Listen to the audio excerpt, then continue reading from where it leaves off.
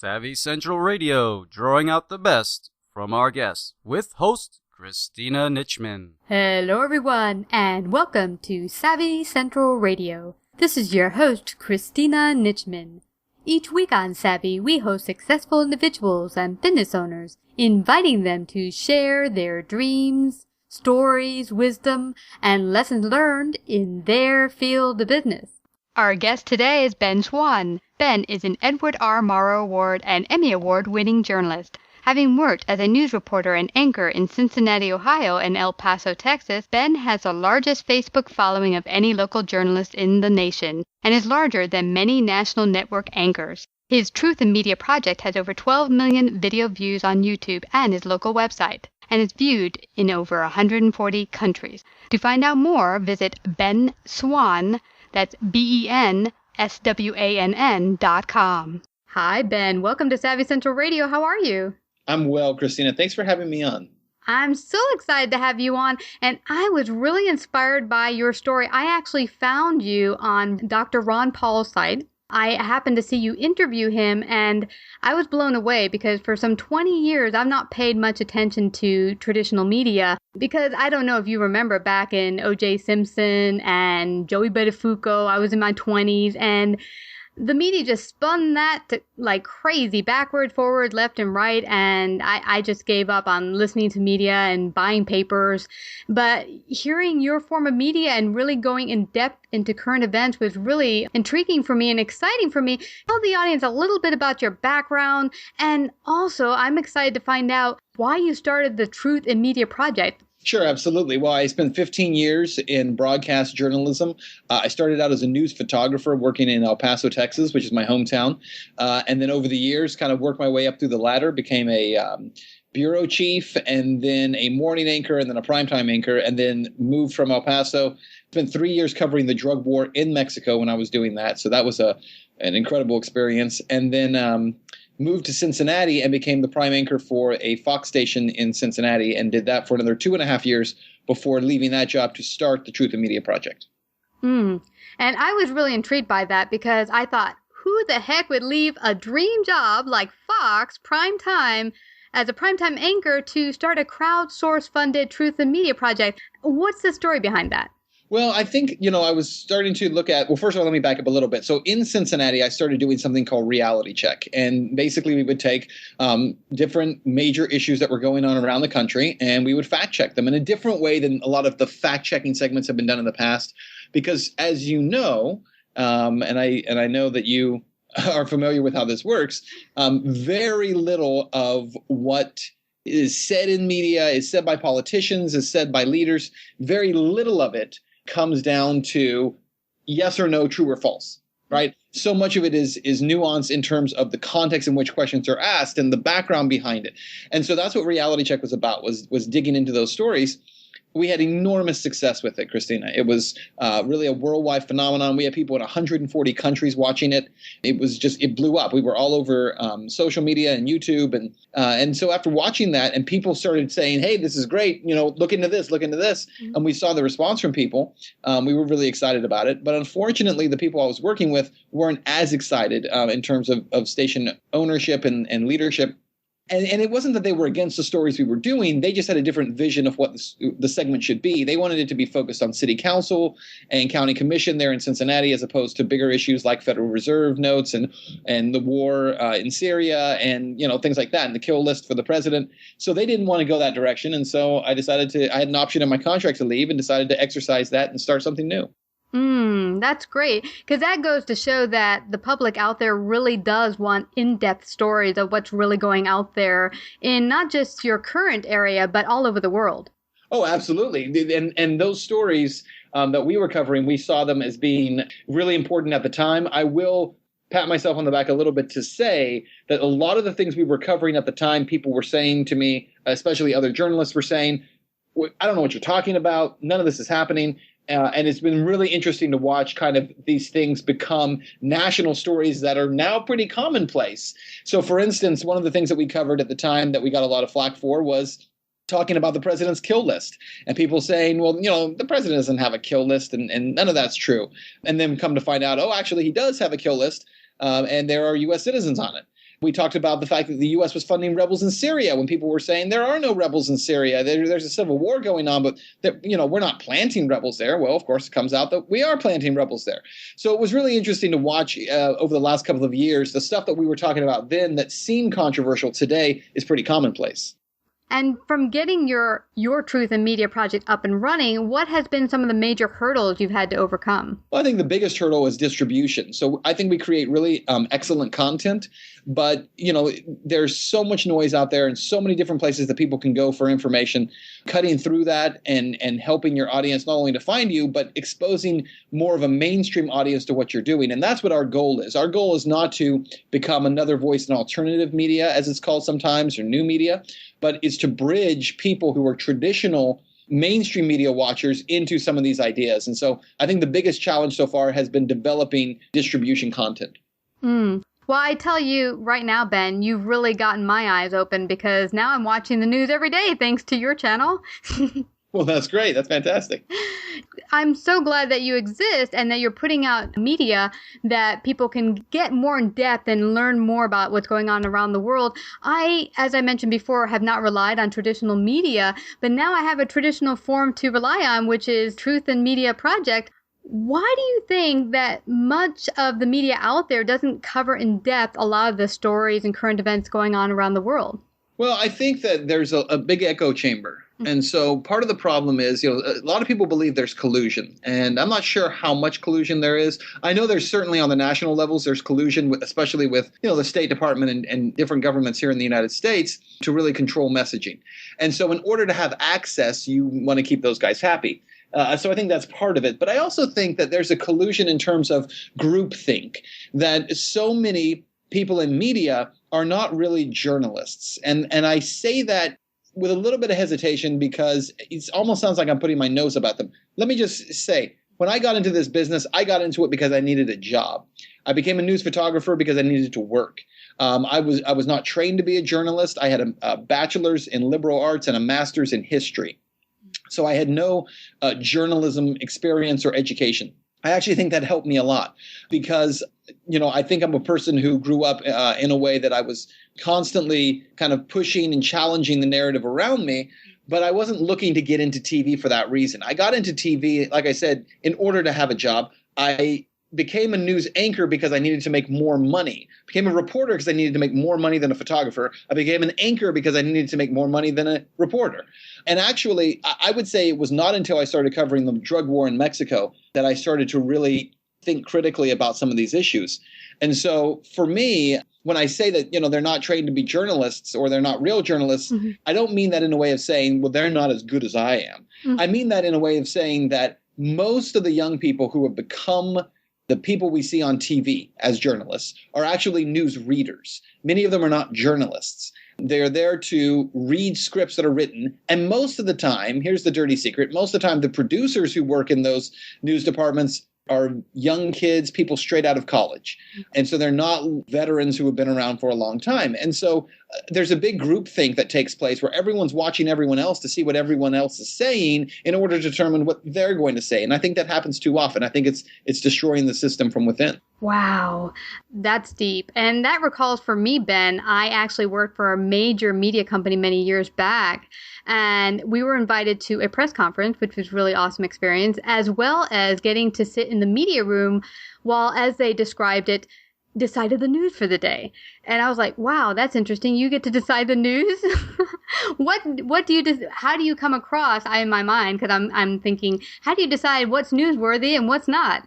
But even more telling was when we were in the press conference, everyone was asking these questions that were not really relevant to the current event at the time that was being discussed.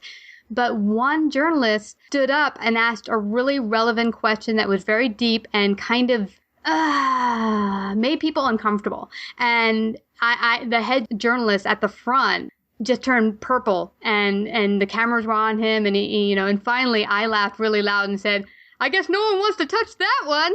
And then everyone laughed. And then the guy said, well, I guess time will only tell what will happen. But it got me thinking that, as I heard you mention, often things aren't really questioned deeply in journalism anymore.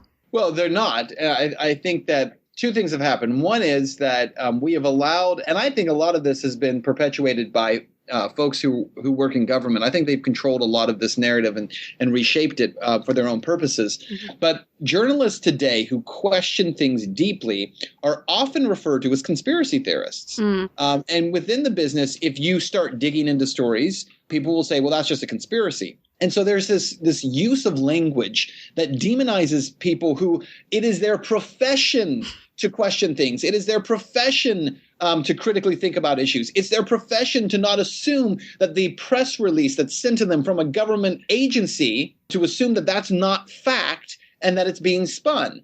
And what happens is if you watch any major network, if you watch any local TV, you will see over and over and over that whatever the government official or PR person says becomes the final word on any given story. And it happens in every newsroom in America. And as I said, I think it's been orchestrated to happen this way. And I think many of the journalists in those newsrooms don't even think about it. I will tell you this, in your local city, the local stations that are putting news on the air, wait for the official word from police department, sheriff department, fire marshal's office, or politician's office in order to bring closure to any story. And whatever that press release, when it comes out, officially says is typically taken as gospel. Wow. From what I'm hearing from you, Ben, it seems like it's everyone's job in the public, us citizens, to really do the job of asking deep questions ourselves. It is. And I think it also to support journalists who ask those questions. And when you have somebody who's willing to question things, then you need to support them. And when I say support them, I mean, stand up for them within your local community. If you have local reporters who are pushing local officials, stand up for them when you see that's happening. Don't just let them get run over. Because I'll tell you this, I've known journalists who have pushed on certain stories and they just get flattened when they come up against either some big advertiser or against some government official. And it's no good. Absolutely. And what would you say, with take all of this into account, is the greatest danger to our civil liberties in the United States as it stands today? Well, look, when it comes to our civil liberties, it all comes down to basically every civil liberty we have right now is under attack. And it's under attack from various sides. One of the problems with the left-right paradigm, and we attack this paradigm all the time, is that it assumes that you're on one or the other side in terms of political persuasion and belief system. Whenever you hear a news station use the term both sides, we've got both sides of the story. We went out and got both sides. We asked for the other side. All of that is a false paradigm that they're trapped in, because every time they say that, they're telling you that there are only two sides to a story, the left side and the right side, a red side and a blue side. And so what we find is that all of the discussions that we have in America today over civil liberties, over the right of what we put in our bodies, over, freedom of speech, freedom of religion, all of it is coming under attack through a paradigm that says pick a side, when in fact both sides are robbing you of your civil liberties. Both sides are taking them away from you. But they've convinced you there are only two sides, so you've got to pick one. Wow. This for me, and I've had this conversation with some friends of mine, that over the years, it's been hard for me to decide who to go out and vote and decide who to vote for, because they're like, okay, what are you? Are you Republican? Are you Democrat? I'm like, well, I'm neither. I don't really want to be tied into a party or pick a particular side. And I feel that most of my friends, when we sit down, they kind of really, like what they do on the news, kind of really want to push you into one side, one category. Well, they do, because what's happened is media has conveniently made categories for you so that you don't have to think about your position on any given issue. I just pick a side. And so the side has already represented me on a variety of issues. The problem is when you do that, number one, you dehumanize people, because all of these issues are about people's rights, individuals' rights. And so when you assume one side or the other, you immediately just say, well, I'm going to take this side, and therefore someone has already thought through all the issues for me, and I'll trust them. And the problem is, Christine, is that we do not take that side because it's what we believe. We take the side because we're told it's better than what they believe. The problem with the paradigm is that we pit people against each other and say, well, maybe I don't know what I am, but I know what I'm not, and I'm not like that person. And that's what media is doing to us. That's so sad, because it gets us kind of in a divide state where everyone's divided from one another and not cohesive. And conquered. And conquered. Yes, and conquered. Wow. What would you say that citizens can do today to start empowering themselves in the world, to get themselves more empowered? Well, I think one of the things you can do is obviously change the way you consume media. And the reason I say that is, look, the biggest problem we have with media is not the paradigm perpetuated by media forces. The biggest problem we have in media is the paradigm perpetuated by viewers and readers, listeners, and consumers of news. The reason I say that is that the average person, when they go to consume news, does not go there to be informed. They go there to be validated in a belief system they already hold. And so, for instance, if I have any given issue and I say, whether it's immigration, it's terrorism, it's overseas wars, it's social programs, it's police brutality, it's police being shot, whatever the issue is, just pick the issue. If I go to Fox, I'm going there as a viewer, not because I want Fox to inform me. It's because I've already made up my mind what I believe, and I go to Fox for them to validate me and tell me I'm right. At Fox, they've become prisoners of their own politics, in that if someone at Fox says, well, here's a different point of view, that person gets crucified by the audience who says, no, that person's crazy, they're a liberal, they're infiltrating us. Same thing happens on CNN. Same thing happens on MSNBC. If somebody goes to MSNBC and they say, I already know what I believe about issues of policing, I go there for them to validate me. And if they don't validate me, then as consumers, we attack. And so what I would say to people is the biggest thing you can do to start changing things is to start changing the way you consume news. Stop believing you know the answer before you even sought to have the question asked. So in other words, come there with an open mind and not a preconceived notion already in hand. Absolutely. Believe that there are probably facts that you don't know. No matter how smart you are, no matter how much research you've done, you have to believe that at the end of the day, you do not know every angle to every story. Again, it's not both sides. It's the many different, possibly even thousands of facets to stories. And that's, as a journalist, that's what I strive to do, is I never approach a story, any story, assuming I know the answer to it, assuming that I already know the outcome of that story. I go into the story with an open mind, saying, regardless of how I perceive it, there are other people who perceive it differently, because for them, there are different realities than the reality that I've known.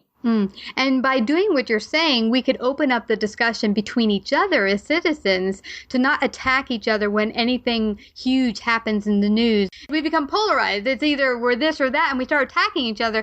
And I find for some of the greatest events going on in the world right now, I mean, friends have practically disowned each other or family members because of, like you said, the view they already think they have, and without even listening to the other side. Oh, that's absolutely true. And fact is that I saw a great meme the other day. It was put up by Young Americans for Liberty, and it said, to question police brutality does not mean that you do not respect police officers.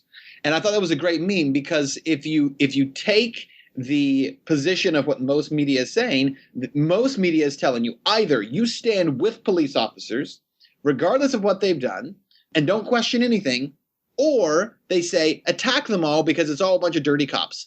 Instead of saying, look, there are many facets to this story, and there are people who complain about police brutality who are absolutely telling the truth about what's happened to them, who are absolutely living in a reality where the system that's been built is disenfranchising them and robbing them of justice. And at the same time, to recognize there are good men and women who work very hard as police officers to better their communities, while also recognizing there are many men and women who are terrible police officers who should never be allowed to have a badge on them. It doesn't demean the individuals. It respects and lifts up the individuals to actually talk about these stories with honesty, as opposed to lumping everyone together. Yeah, I totally agree with you there. And I'm starting to see something. I live in New York City, and after all of this has been going on with the police and all this polarity in the media and in public, I'm starting to see a lot of fear from the police officers. Like, I mean, justly so. Some of them have been attacked. Yes. But this is sad, because it's making us against them, and the police should not be felt that we're going to attack them, or vice versa. Right, absolutely. But at the same time, why is it that the mayor will say we have police officers who died? We should have no more protests until they're buried. Well, at the same time, where was the same feeling of reverence about Eric Gardner being buried? Mm-hmm. Again, and it's not to pit one side against the other. That's the problem. That's what media does. Yeah. Instead of saying, let's recognize the value of all the lives involved, the value of Officer Ramos's life, the value of Officer Liu's life, and the value of Eric Gardner's life. Absolutely. And to realize it's not one's better than another. The police officer's life is not better than Eric Gardner and anyone else who might have been killed or hurt by police or any police officer who might have been hurt. Both sides are equally important, and this fear pitting against each other is not helping any of us in the public. Well, our mantra at benswan.com is humanity is greater than politics. And that's exactly what we're about trying to help to share with people through the stories we do, is that humanity is greater than politics. So let's not have arguments over politics that demean people. Let's put people first and then base our politics after that. Absolutely. Love that. And what would you say through all that you've gone through being in media and starting Truth in Media Project has been your greatest lesson learned so far that you'd like to pass on to our listeners? Wow. That's a good question. I think the biggest thing that I've learned so far is that people are listening, that there has never been a time when the opportunity has been as great as it is right now to impact people and to impact culture. And it's because of the internet. It's because we have this amazing, miraculous tool in front of us through which we are able to, this is the new Gutenberg press, right? When Gutenberg created the printing press, it launched humankind into an entirely new era of education and enlightenment. And the internet is that thing again. It's a souped up, hyped up version to the masses of saying, here's the next evolution and the quantum leap into the ability for people to have information and share information. And I look at what's happening around the world right now, and I think the internet is having this incredible impact on foreign policy, on the way governments respond to people, on the way that people are responding to laws that are being created and corruption and power. It's just it's an incredible moment. And I think the thing I've learned more than anything is that we are on the edge of an incredible moment in human history. And if we do not protect that moment, we will lose it. Wow. Wow. So you think the best way for people to do that is really just stop polarizing, open your mind, and start growing together, learning together. Yeah, and start respecting other people. You know, one thing we've done in our society is that we have dehumanized so many people. And media, again, very much responsible for this. The left-right paradigm, it demeans people. It calls people names like conservatives or liberals. It calls people socialists or fascists. And all of those are legitimate belief systems that people may hold on to.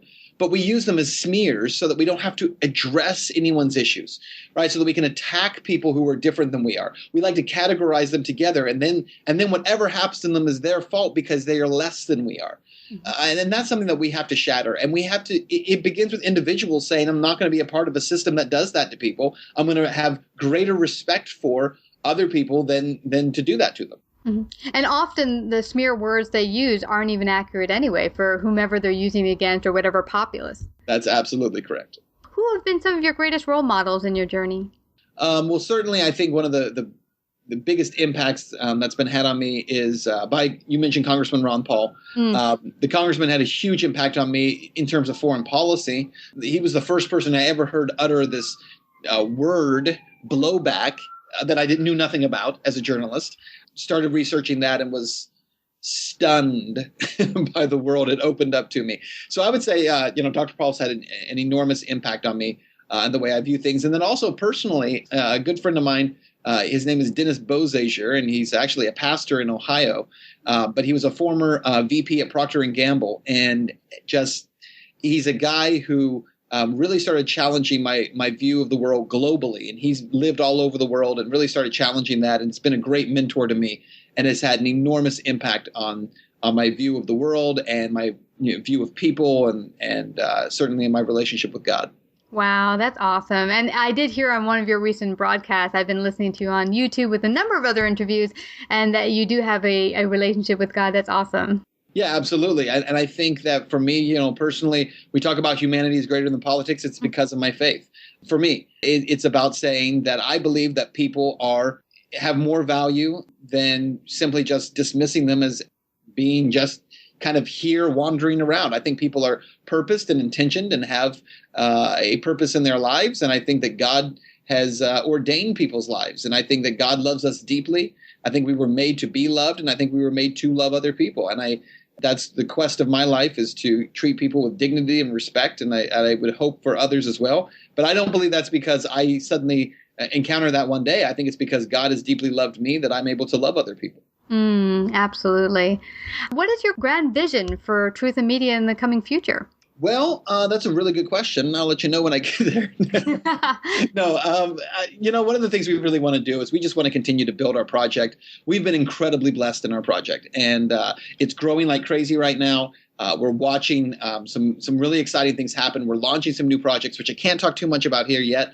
But I will say that our plan is to get in front of more people in a more traditional mainstream way and bring them content that is anything but mainstream content. Awesome. Well, as we leave today, is there any parting word you'd like to leave with our audience? No, just first of all, I appreciate the opportunity to be on here. And I really want to encourage people again to start changing the way they view it. And even people who would call themselves awake, which you probably have some listeners who would refer to themselves that way.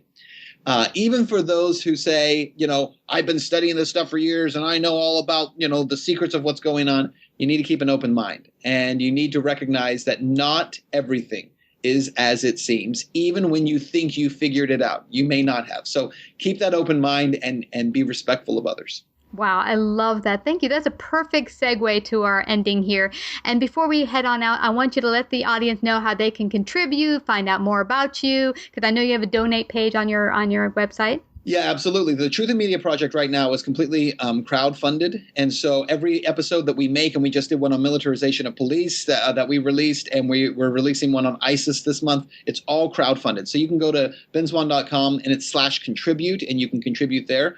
And also just check out the content we're doing. Before you contribute anything, just go look at our content and decide if it's worthy of it, and if it's worthy of the money that so many of us work so hard for, and decide if it's something you want to support. But I would stand by anything that we do and say that, it's unique in what we're doing, and it continues to evolve and change. You can also find me online, besides benswann.com, on Facebook, just search Ben Swann, and Twitter @BenSwann_. Awesome. And everyone, please go check out Ben Swann, which is BenSwann.com. And I thank you so much, Ben, for coming to Savvy Central Radio. Christina, thank you very much. Winty is an aviation-themed t-shirt business designing and printing aviation-related graphics for pilots, aviation businesses, and aviation enthusiasts worldwide. Winty can print 1 or 100 garments upon request within a reasonably low turnaround time, including a one-stop shop solution for all your graphic art needs, from logos, business cards, book covers, and banners. Contact winty.com today in order to find out how your design could become a reality. Wishing you a Happy New Year and a joyous, prosperous 2015. There's some exciting changes coming this 2015 for Savvy. We'll start videocasting some of our interviews. Also, stay tuned for a new book presently being worked on by my co-author and I, Karen Rowe. We'll talk about how to bridge the gap from worker bee to business owner, and the lessons we've learned on our journey to entrepreneurship. In addition, this spring we'll start live interview opportunities in Manhattan, which will later be aired on iHeartRadio, a new mix to business networking and interviews. For those interested in participating as a paid sponsor or interviewee, contact us at 718-713-2289 or savvycentralradio@gmail.com. Here's to 2015 being the best year yet for all of us.